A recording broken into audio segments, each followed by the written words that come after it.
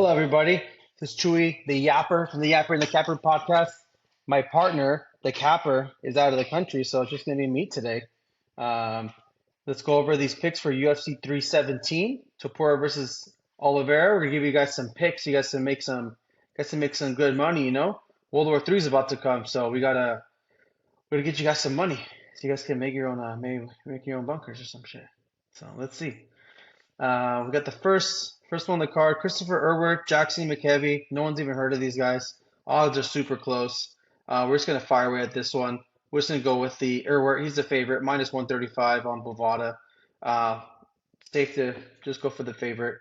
Nobody knows. If you look on UFC's website, they don't even have a picture up. It looks like a character to be unlocked. Next one up, Jonata Dines, the Brazilian versus Alvin Hines. Hines again doesn't have a picture up. Um, yeah, it looks like a locked character. Deniz is minus 340, so I'm gonna go with that pick there. Heavyweight bout. Probably gonna knock him out just to start the prelims off good. They usually put like some little bit. This one might be a little bit of a banger. Heavyweights are always pretty good, but we'll see what's going on there. Next one up, Nico Price, still fighting out of Tweakerville, California, or Arizona, versus Jacoby Smith. Jacoby Smith's coming in at a close minus 2,000 on Bovada. So if you're trying to put up some high money to make no money, this is not a good fight to bet on. Minus 2,000, that's insane, especially for unranked fighters, because you never know, he might lose. You put 100 grand to make fucking $2, and you're gonna lose. So that one's not worth it at all. Nico Price is only fighting just to make some money. Should be doing real estate. You'll probably make more money doing that. So that's the end of the early prelims. Next one, Terrence McKinney, live by the sword, die by the sword. McKinney either knocks the guy in the first round or he gets knocked out in funny fashion, Looney Tune style. Uh, Versus Vanchenslaw, the dancing Russian. That's what I call him, the dancing Russian. When he wins, he does a little dance. So um, Terrence McKinney is actually the favorite here. They got Terrence McKinney here at a minus 172 on Bovada. The dancing Russian 147.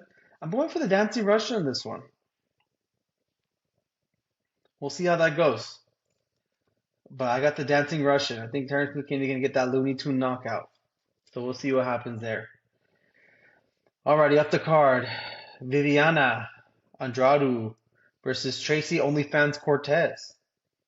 The simps over here in the MMA world, the Nina drama lovers of this world, are pushing that money line for the Cortez at minus 245, which I don't know how she's winning the fight. I don't see her being a better striker or wrestler than the Brazilian. Um, yeah, these odds just don't make any sense to me. I could be wrong. But Viviani, I feel like is going to take this one. Of course, decision, as all WMMA fights go. You can always bet the over and make good money on that. You can make a quick little parlay for Viviani plus the over on that. You'll make some good money on that. Next up the card, Jose Manuel Delgado out of the U.S. Hyder Amil, Philippines. Amil's undefeated. These odds are pretty close. Delgado is a slight favorite, 165. I'm gonna hit that money line as well. I just feel like he's a better overall fighter, so I'm taking him on that one. And to end the prelims, we got my boy Jack Hermanson, the fraud checker. He remember he fraud checked Joe Pyfer, which I feel like with that fight, it makes me feel like he's gonna beat. He's fighting RoboCop, Gregory Rodriguez, because I feel like there's just a one-trick pony. Gregory Rodriguez is a little more athletic, but I feel like Jack Hermanson he'll be able to gas him out and towards the end of the round and maybe lose round one, but win round two and three. That's what I'm thinking on this one. But that was a little out there. That's my underdog pick of the prelim card. We'll see how I do there. Now to the main card. It's a pretty decent main card. Paulo Costa did drop out, which I was hoping for him to fight Roman Kopylov because I feel like that would have been a straight striking match. But we're gonna get down to the next one, so I'll give you my prediction on that one. I did have a prediction on that one, but we'll have to wait for a little bit. Um, I don't know why you get fraud checked and then automatically get promoted to the main card. They got Payne Talbot versus Felipe Lima. I don't understand. I mean, Pride Month's almost over. I don't understand why they have Payne Talbot. The Frank Ocean over here is flipping a John Jones favor to Dana White. I don't know. I don't know why it's on the main card. I'd rather have Jack Manson versus RoboCop on there because I feel like that fight's gonna be more exciting. I got Felipe Lima on this one. These odds are actually closer for a Peyton Talbot fight. He's always heavy favorites. But after him getting fraud checked by a 40-year-old, the odds are going to be a lot closer for a second match. Felipe Lima's on a tear, and he's a beast. Honestly, he's a beast of the bantamweight division. Good prospect. Hopefully, send Payne Talbot back to the early prelims. Felipe Lima's at one minus 190 him and hit that money line. Payne Talbot's 163, but I think the blueprint to beat him has already been put out there. So I feel like Felipe Lima's going to come up with a good game plan. I hope and beat Payne Talbot. Next one up, Brandon Royval, number one flyweight versus Joshua Van coming this on short notice. He just fought in the last pay-per-view a couple weeks ago. Um, Stepping in on short notice, Royval. These odds are insanely close. Royval's ranked first, Joshua Van's 12th. I haven't seen that much of a spread on rankings.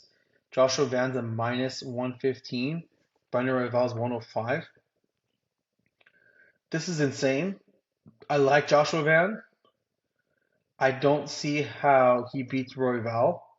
I feel like it's going to be too much of a step up in competition for him. He might prove everyone wrong. He's a very, very, very young prospect. My prediction on this one is it's going to be that fight where he's going to learn a lot and then get way better from this fight. But I don't see him winning.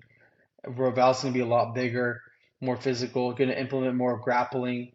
If Joshua Van can keep it on the feet, he has a chance. But I don't know that he's going to get tested his takedown defense, and he's gonna be grabbed like he hasn't before. No Diddy. I just don't see. I feel like he's gonna be better, and his stock's gonna go up. He might be able to get a couple good shots off of Raul, but I feel like Raval's gonna take him to a decision there. Um, I'm super surprised how those odds are suit that close, but maybe the odds makers know something that I don't. The next one, we got the Benil Dariush versus Money Moicano. Money Moicano coming off that loss, didn't take any damage against Islam. People forget, man.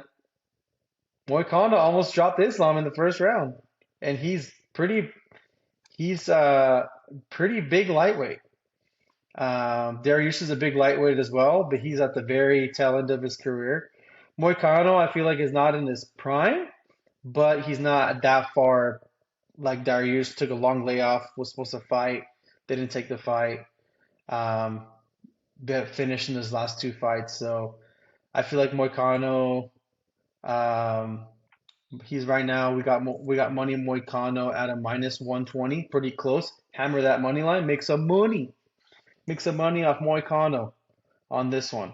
Don't know if he's gonna be able to finish him. Dariush's tech is, I mean, he's gotten finished his last two ones, but he tends to be durable. Moicano doesn't have, oh, his only finishing ability is mainly through grappling and ground and pound. Darius is pretty, very, very good in the ground. So I see maybe just being 29-28 decision on that one. Next one, we got the co-main event, one of the two title fights on the card. We have Alexander Pantoja versus Kai France, champion versus number four. They've already fought in the Ultimate Fighter. That fight does not going to matter at all. Both these fighters have evolved so much. I don't see anybody in the division beating Pantoja right now. So I got Pantoja. He's at a minus 230. So I wouldn't say it's a lock, but decent odds. Sprinkle something on Pantoja, maybe add it to your parlay, but I don't see Kai France beating him. Pantoja's just way too durable. His cardio is way too good. His grappling is way too good for that.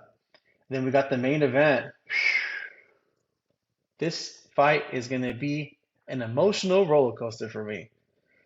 Ilia Topuria, I call him the Jackson Storm of MMA. He's just a young guy, younger, newer guy onto the scene that's just taking everyone out. I've been saying this for a while since he knocked out Ryan Hall. He's probably the best well-rounded fighter, and I don't mean to glaze him so much because I do love Charles.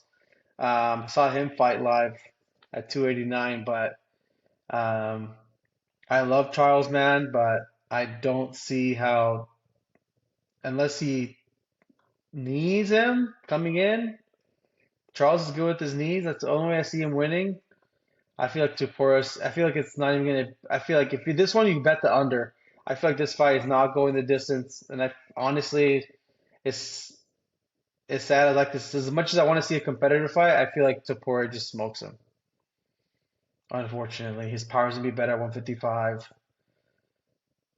He's not gonna be afraid. Usually, Charles can get away if he gets dropped. They don't want to go to the ground with him. I feel like Ilya's gonna be comfortable on the ground going to him, but I don't see how Charles will win this one unless he gets like, if there's always like a puncher's chance, which never tends to work. Maybe a knee up the middle. That's the only thing I can see. But other than that, I feel like Topuria has every more way to win. I don't feel like he's gonna be afraid to go to the ground. But I see Topuria smoking him, unfortunately, because this is the last time Charles is probably gonna be able to get a title fight, and then we'll see after that. I don't think Islam's going down, but maybe he'll fight Gaethje next. We'll see. So looking that far ahead, but I don't see a path to victory for Charles Oliveira. So if you want to write down these picks, and hopefully we can make some money. We got Money Moicano on there. We can't afford to lose these picks. We cannot afford to lose. So like and subscribe. Uh, yeah, we'll see you at our reaction video. Have a good night, everyone.